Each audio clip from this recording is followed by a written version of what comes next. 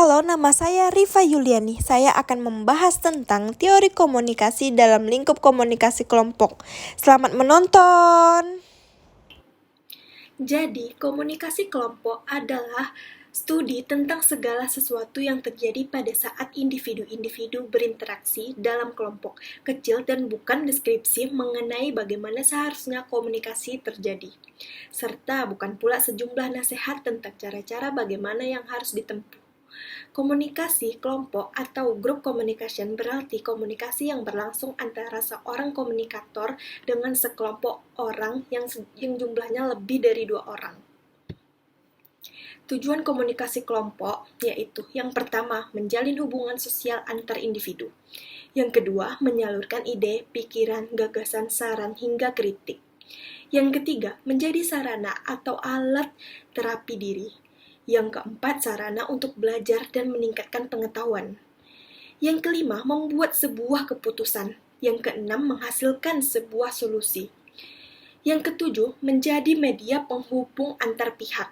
Yang kedelapan, menyusun rencana atau kegiatan kelompok.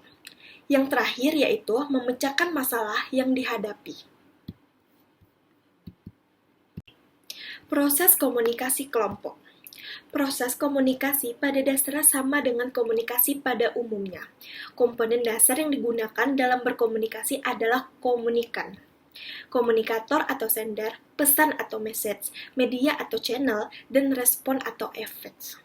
Akan tetapi dalam komunikasi kelompok, proses komunikasi berlangsung secara tatap muka, dengan lebih mengintensifkan tentang komunikasi dengan individu antar individu dan individu dengan personal, struktural, atau formal. Penjelasan proses komunikasi kelompok yaitu ada 5. Yang pertama, komunikator atau sender. Komunikator merupakan orang yang mengirimkan pesan yang berisi ide, gagasan, opini, dan lain-lain untuk disampaikan kepada seseorang atau komunikan dengan harapan dapat dipahami oleh orang yang menerima pesan sesuai dengan yang dimaksudnya. Yang kedua, pesan atau message. Pesan adalah informasi yang akan disampaikan atau deskripsikan oleh pengirim pesan. Yang ketiga, media atau channel. Media adalah alat untuk menyampaikan pesan seperti TV, radio, surat, kabar, papan, pengumuman, telepon, dan media jejaringan sosial. Yang keempat, mengartikan kode atau isyarat. Setelah pesan diterima melalui indera atau telinga, mata, dan seterusnya, maka si penerima pesan harus dapat mengartikan simbol atau kode dari pesan tersebut, sehingga dapat dimengerti atau dipahami. Yang terakhir, komunikan.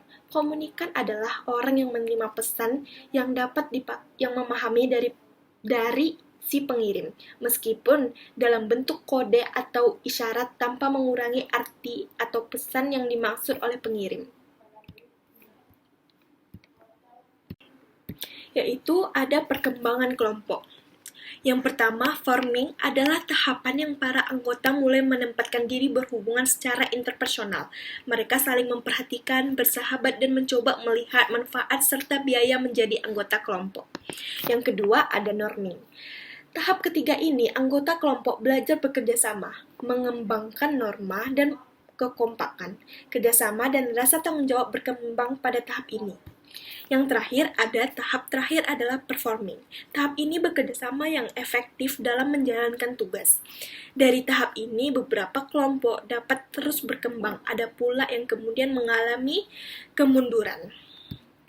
Terus ada manfaat dari membentuk kelompok yang efektif, yaitu saling bertukar informasi antar anggota untuk mencapai tujuan bersama. Yang kedua, menambah pengetahuan untuk memecahkan masalah dalam sebuah persoalan yang belum pernah dihadapi. Yang ketiga, membuat setiap anggota menjadi lebih sigap dalam memecahkan persoalan yang dihadapi sebuah kelompok. Yang keempat, mengembangkan mental setiap individu untuk berani mengungkapkan sebuah pendapat dalam kelompok. Yang kelima, ada meningkatkan kesadaran setiap anggota untuk tetap bersatu dalam menghadapi sebuah masalah. Yaitu ada pengertian dinamika kelompok.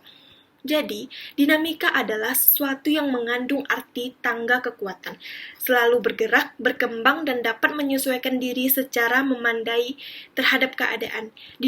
Dinamika juga berarti adanya interaksi dan interdependensi antara anggota kelompok. Dengan kelompok dengan keseluruhan, keadaan ini dapat terjadi karena selama ada kelompok, semangat kelompok atau grup spirit terus-menerus ada dalam kelompok itu. Oleh karena itu, kelompok tersebut bersifat dinamis dirinya. Setiap saat kelompok yang bersangkutan dapat berubah.